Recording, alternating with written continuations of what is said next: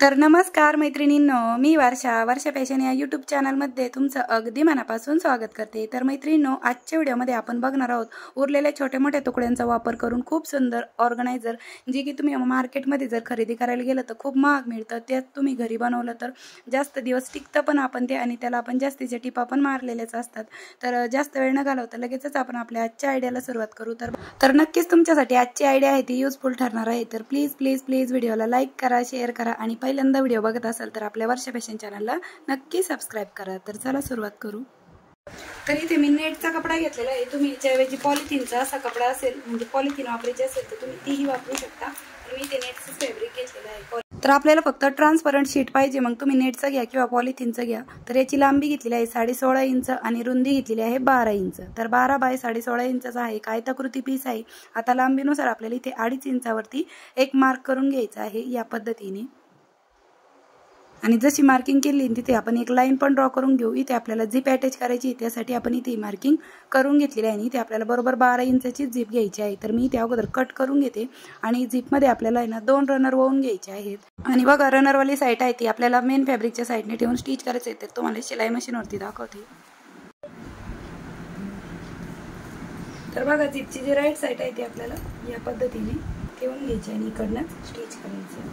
तर अशा प्रकारे आपण ही झिप आहे ती स्टिच करून घेत आहोत। आणि स्टिच करताना जर मध्ये मध्ये रनर येत असेल तर ते पण तुम्ही पुढे मागे लोटून देऊ शकता, म्हणजे स्टिच करायला सोपं जावं त्यासाठी या पद्धतीने। आणि पुन्हा आपल्याला यावरती दाबटीप पण देऊन घ्यायची आहे। तसेच मैत्रिणींनो, तुम्ही या ऑर्गनायझरचा वेगवेगळ्या प्रकारे वापर करू शकता तुमच्या सोयीनुसार।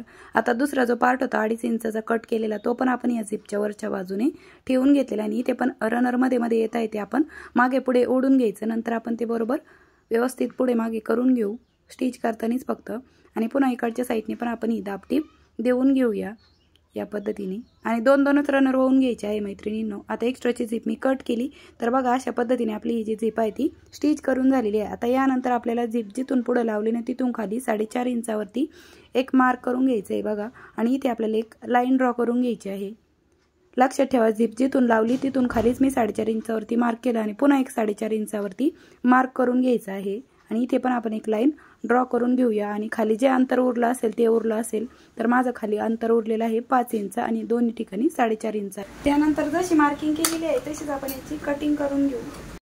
आणि इथे पण आपल्याला जशी आपण वरती झिप अटॅच केली ना, सेम तशीच 12 इंचची झिप 2 रनर वळून घेतलेली आहे, ती पण लावून घ्यायची। आणि इकडच्या पार्टला पण, म्हणजे अशा टोटल 3 झिप लागणार आहे आपल्याला इथे 12 इंचाचे, आणि 6 रनर लागणार आहेत बघा। तर चला मी हे स्टिच करते। तर अशा प्रकारे मैत्रिणींनो, राहिलेल्या 2 झिप पण मी इथे लावून घेतलेले आहे। आता या कापडाचं फायनल माप जेवढं घेतलं होतं बघा, त्याच्यात 16 इंच राहिलेले आहे, आपण 16.5 घेतलं होतं, आणि रुंदी आहे याची 12 इंच। तर याच्यापेक्षा आपल्याला 1-2 इंच वाढव घ्यायचा आहे। जे दुसरं फॅब्रिक घेत आहे तुम्ही, त्याचं मी मेजरमेंट घेतलेलं नाही, फक्त अशा पद्धतीने हा कपडा ठेवून घ्यायचा।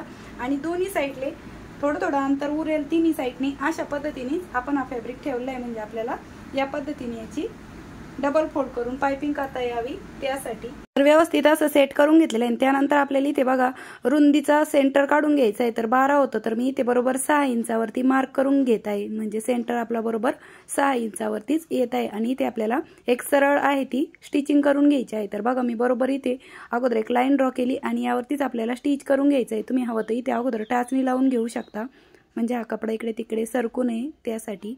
आणि यावरतीच आपण स्टिच करून घेऊया। तुम्ही इथे एखादी लेस वगैरे पण लावून घेऊ शकता, पण मी डायरेक्टलीच स्टिच करून घेतलेला आहे। आणि यावरती पुन्हा आपण डबल टिप पण देऊन घेऊया, ठीक आहे। तर मी याच्यावरती पुन्हा डबल टिप देऊन घेतली, आणि इथे पण मशीन मागे पुढे करत खूप सारी लॉकची टिप दिली, म्हणजे आपले हे झिप रनर ओढताना ते मागे येऊ नये। आणि हे रनर बघा आपण कसे दोन्ही डायरेक्शनलाच हे टिप मारायच्या आधीच करून घ्यायचे। तर राहिलेल्या तिन्ही साईडने आपल्याला पाइपिंग करून घ्यायची। तर त्यासाठी बघा, मी इकडनं अगोदर टाचणी लावून घेतली, आणि या कडेच्या साईडने जो एक्स्ट्राचा कपडा घेतला होता आपण, तो अशा पद्धतीने डबल फोल्ड करून स्टिच करून घेत आहोत या पद्धतीने। आता इकडची पाइपिंग करून झाल्याच्या नंतर ही टाचणी काढून घ्यायची, आणि याच्या समोरच्या साईडने आपण लगेच पाइपिंग करून घेऊया। इकडनं पण मी अगोदर टाचणी लावून घेतली, आणि हा पार्ट पण आपण डबल फोल्ड करून कडेकडेने पाइपिंग करून घेत आहोत। आणि यासाठीच आपण हा कपडा आहे तो वाढव घेतला होता पाइपिंग करण्यासाठीच। आणि राहिलेली बॉटमची साईड पण आपण अशा पद्धतीने पाइपिंग करून घेऊया। आणि बघा, पाइपिंग केल्यावरती किती फिनिशिंग किती सुंदर दिसते, अगदी रेडीमेड स्टाईल, म्हणजे मार्केट स्टाईलच आपलं हे जे ऑर्गनायझर आहे ना ते दिसत आहे या पद्धतीने आपण तिन्ही साईडने पायपिंग करून घेतल्याच्या नंतर वरच्या साईडने आपल्याला एक टिप मारून घ्यायची किंवा मग डायरेक्ट एक्स्ट्राचा कपडा कट केला तरी चालेल। त्यानंतर बघा वरच्या साईडने जिकडनं आपण 2.5 इंचावरती झिप लावून घेतली होती ना, या साईडने आपल्याला पुन्हा एक कपडा घ्यायचा आहे। याची आपल्याला रुंदी सांगते मी तुम्हाला किती घेतलेली आहे तर बघा 4 इंच रुंदी घेतलेली आहे आणि लांबी 12 पेक्षा थोडी जास्त घ्यायची, कारण की दोन्ही साईडने 13 इंच घेतलेले आहे। दोन्ही साईडने तो आपल्याला थोडा आतमध्ये हा जो कपडा आहे तो अशा पद्धतीने टर्न करून घ्यायचा आहे त्यासाठी। तर बघा सुरुवातीला आपण हा थोडासा जो कपडा आहे ना तो आतमध्ये फोल्ड करून घेतलेला आहे आणि यावरती स्टिच करून घेत आहोत आणि कडेला आल्याच्या नंतर इकडच्या साईडचा पण हा जो पार्ट आहे तो आतमध्ये फोल्ड करायचा आणि यावरती पण आपण स्टिच करून घेऊया। तर बघा स्टिच झाल्याच्या नंतर हे जे आपण कडेला फोल्ड केलेला पार्ट होता ना तो अगोदर आपल्याला स्टिच करून घ्यायचा आहे या पद्धतीने, इकडच्या साईडचा पण सेम त्याच पद्धतीने आणि त्यानंतर आता आपल्याला यावरती दाब टीप देऊन घ्यायची आहे या पार्टवरती।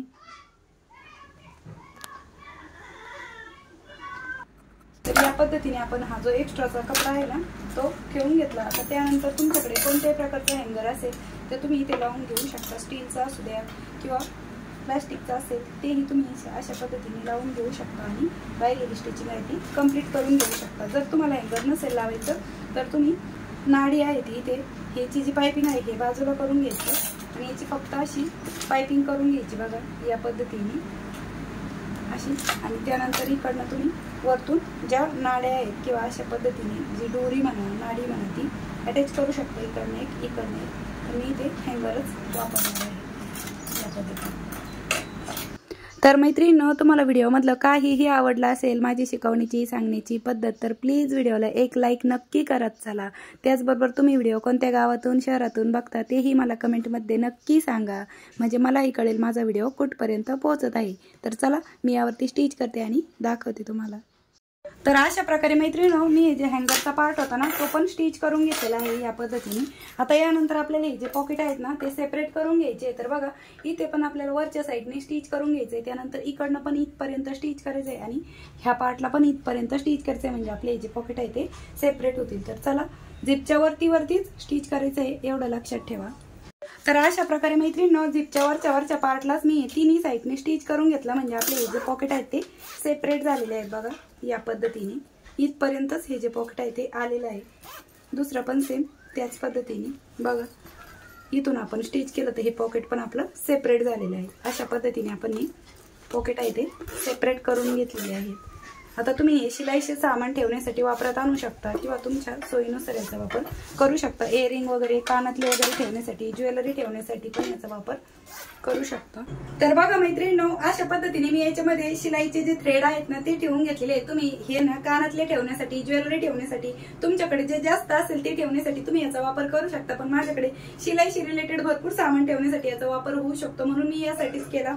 तुम्ही केस बॉबिन सुया वगैरे किंवा हुकाची पॉकेट वगैरे पण तुम्ही याच्यामध्ये ठेवू शकता, पण मी खास म्हणजे दोऱ्यांचे जे बंडल असते ना तेच ठेवण्यासाठी वापर केलेला आहे। आणि बघा बॅक साईडने अशा पद्धतीने दिसत आहे आणि फ्रंट साईडने अशा पद्धतीने दिसत आहे। खूप युजफुल आहे आणि मार्केटमध्ये अशी जर तुम्ही ऑर्गनायझर घ्यायला गेलात तर खूप महाग मिळतं, तर तुम्ही घरच्या साहित्यामध्ये अगदी इझिली बनवू शकता आणि ते जिथे तुम्ही शिलाई काम करत असतात तिथे अशा पद्धतीने अडकवून ठेवलं की बघा तुम्हाला लागेल तेव्हा ते घेता पण येतील।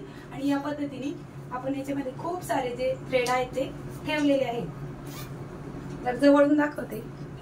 तर मैत्रिणींनो कशी वाटली तुम्हाला आपली आजची ही आयडिया ते पण मला कमेंटमध्ये नक्की सांगा, आणि आवडली असेल तर प्लीज जाता लाईक करा, शेअर करा आणि असेच नवीन युजफुल आणि युनिक व्हिडिओ बघण्यासाठी आपल्या वर्षा फॅशन चॅनलला नक्की सबस्क्राईब करा।